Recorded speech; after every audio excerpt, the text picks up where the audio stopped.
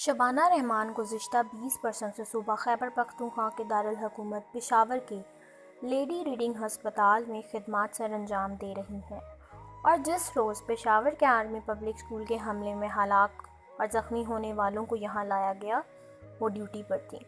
وہ ہسپتال کے ٹراما سینٹر میں تعینات تھیں اور انہوں نے بہت سے زخمیوں کو طبی امداد فراہم کی تھی۔ شبانہ رحمان کو وہ دن آج بھی اچھی طرح یاد ہے اور اس روز پیش آئے چند ایک واقعات تو ان کے ذہن پر نقش ہو کر رہ گئے ہیں جو اکثر انہیں پریشان بھی کر دیتے ہیں۔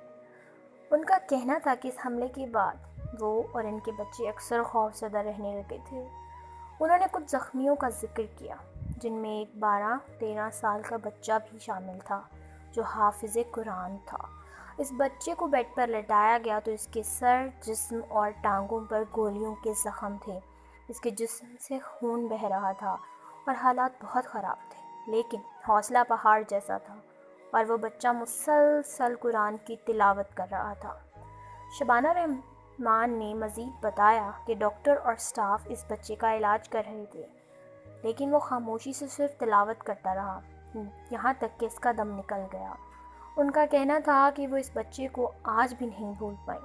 ان کا کہنا تھا کہ ان کی زندگی میں یہ ایسا پہلا واقعہ تھا جس میں ایک مرتے ہوئے بچے نے اتنی بہادری کا مظاہرہ کیا۔ وہ صبح اگرچہ ایک معمول کی صبح ہی تھی اور ہم سب سٹاف ممبر ٹراما سینٹر میں موجود تھے جب اچانک اطلاع آئی کہ آرمی پبلک اسکول پر حملہ ہوا ہے اور زخمیوں کو ہسپتال لایا جا رہا ہے۔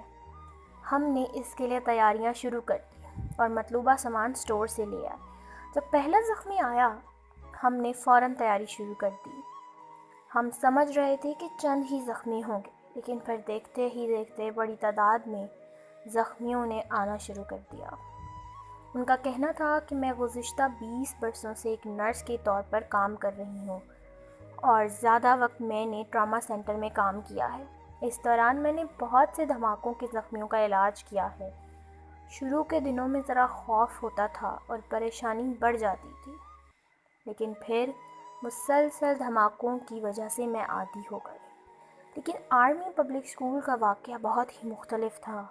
اس میں بہت زیادہ زخمی تھے جو سب کم عمر بچے تھے۔ اسی وجہ سے سٹاف کے ارکان زیادہ پریشان ہو گئے تھے۔ میں بہت دباؤ کا شکار تھی کیونکہ میں خود بھی تو ایک ماں تھی اور وہ وقت میرے لیے بہت مشکل تھا۔ جب میں نے ان بچوں کو طبی امداد فراہم کی تو مجھے خود اپنے بچے یاد آ رہے تھے۔ وہ بھی اسکول گئے ہوئے تھے، لیکن اس وقت میں نے اپنی ڈیوٹی پر بھرپور توجہ دی۔ زخمیوں میں ایک ایسا بچہ بھی تھا جو بہت زخمی تھا لیکن بالکل نہیں رو رہا تھا۔ میں حیران تھی کہ یہ بچہ بالکل خاموش ہے، حالانکہ اسے گولیاں بھی لگی تھیں اور وہ بہت ضبط کیے ہوئے تھا۔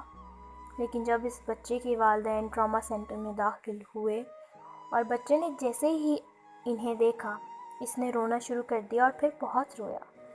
اس دن کا ماحول ایسا تھا کہ کچھ سمجھ نہیں آ رہی تھی کہ کیا کرنا ہے۔ ہر طرف رونے کی، چلانے کی آوازیں تھیں۔ بڑی تعداد میں زخمی اور لاشیں پہنچ چکی تھیں۔